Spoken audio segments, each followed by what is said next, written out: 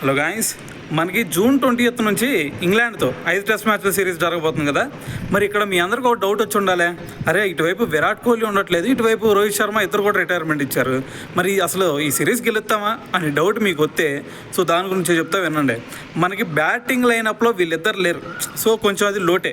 కానీ బౌలింగ్ లైనప్లో చూసుకుంటే మనకి ఒక పేస్ గుర్రం ఉన్నాడు, అతనే బుమ్రా. సో మరి బుమ్రా ఆషామాషిగా బౌలింగ్ చేస్తున్నాడు అంటే ఇప్పుడు ఆల్రెడీ నెట్స్లో ప్రాక్టీస్ చేస్తున్నారు.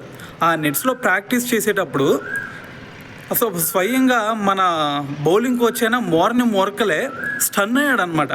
సూరి ఏందిరా, నేను నా లైఫ్లోనే ఎప్పుడు నేను ఇంత భేకరంగా ఎప్పుడు కూడా నేను బౌలింగ్ చేసింది లేదు.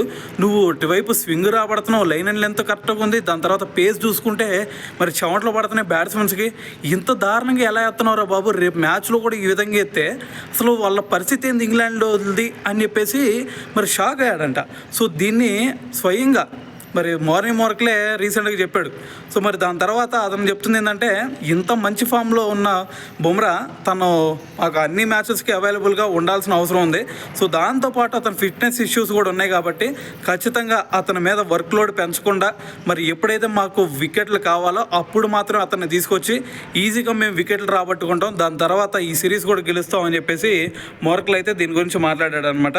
సో దీని గురించి మరి మీరేమనుకుంటున్నారు అనేది కూడా కింద కామెంట్ చేయండి.